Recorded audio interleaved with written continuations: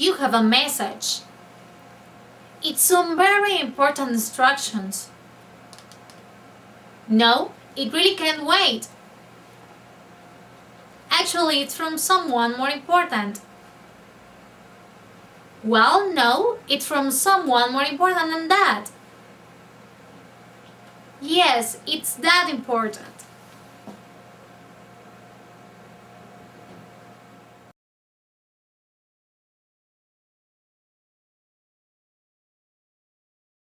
What does God see in these people that is so precious that He would give the life and blood of His Son for them? True, they will perish if we do not send the gospel to them. Was it worth it to give so many years of our lives to see them saved? Yes, completely.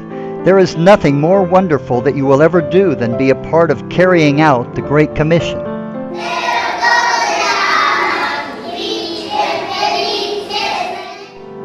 It's the same everywhere. Sin has separated people from God. Most seek Him through religion, but they do it in vain. Some seek power through violence and war, but it leaves them empty.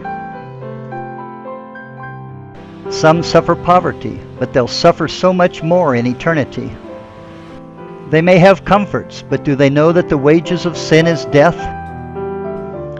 God calls some people like us, Dan and Debbie Morris, to go, in our case to the people of the most remote state in Mexico. Others faithfully send preachers by giving support. The work is about preaching the gospel of Jesus Christ. How shall they believe in Him of whom they have not heard? And how shall they hear without a preacher? And how shall they preach except they be sent? Jesus commanded us to take the gospel to every creature, to every home and individual. It took many people and many years of knocking doors, witnessing in parks and streets, but now every home in our city of 1 million people, Tuxtla Gutierrez, has received the gospel.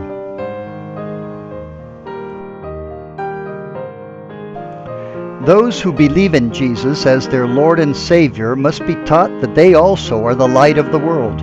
They too must be trained to witness to the people of this world and multiply the work of evangelism. Converts are baptized to show the sincerity of their faith and their obedience to their new master. It is a joyful moment in their lives. And although some of the streams are very slippery, most of them come back up. Starting churches is the plan Jesus chose to carry out His command. Home Bible studies or missions are normally the first step.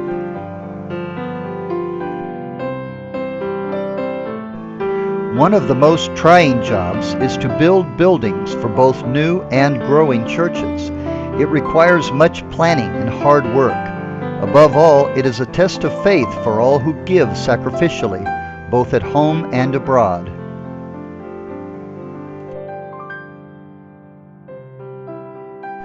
When children are saved and brought up in a new environment of love, truth, and the power of God, they become the greatest potential for long-term success in our mission.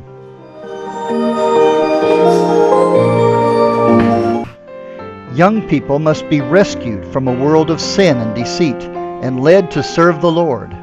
Youth camps provide a special combination of joyful fellowship and closeness to God. Many preachers and workers, including myself, have been called of God in youth camps. To complete the Great Commission, converts must be taught systematically to obey all things that He has commanded us in order to be a true disciple. And those who God calls to preach must be trained in order to multiply and continue the work, so that long after we are gone, others will labor in the task of going into all the world to preach the gospel to every creature. Jesus never said it would be easy. Roads are dangerous, as I found out. Daughters with flagpoles are sometimes dangerous also. Although we did not leave the work during a volcano, it certainly changed a lot of our plans. Entire buildings have been lost to corrupt deceivers, including some who we thought were friends. And half of the churches that originally accepted the responsibility for our support later cut it off. Mortal diseases and guerrilla war have brought us face to face with the possibility of death. But one enemy continually follows me and hinders me. Please pray that God will give me victory over him. Here's what he looks like. But by God's grace, whether through joyful victories or difficult trials, the gospel is still being preached. Faith is the substance of things hoped for, the evidence of things not seen.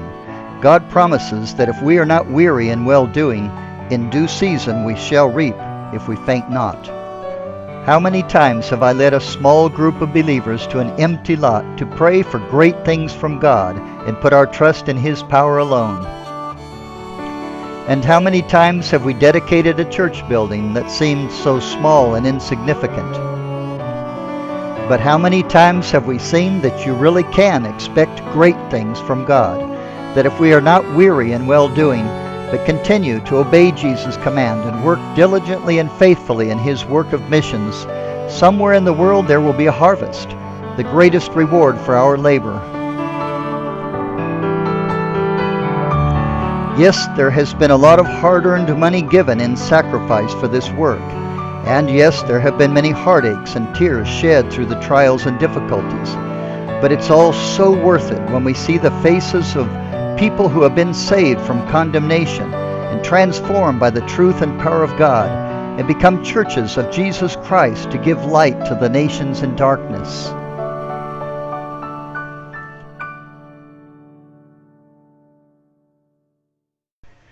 "23 churches and missions have been started in this ministry alone. Many preachers and hundreds of soul winners have been trained to reach out to their own people and to all nations to turn them from darkness to light. What a wonderful privilege it is to be a part of God's work of missions."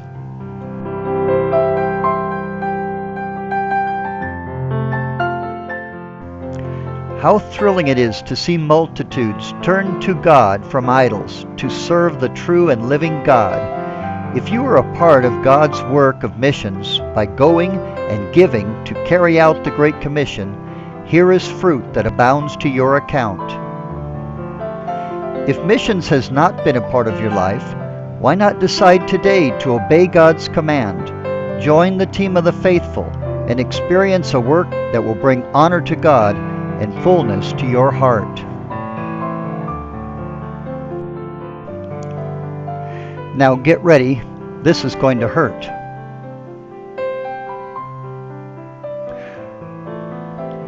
We couldn't keep her from falling on her face, but we can keep her from falling into hell. Is she worth saving? You have a message from God. Go into all the world and preach the gospel to every creature.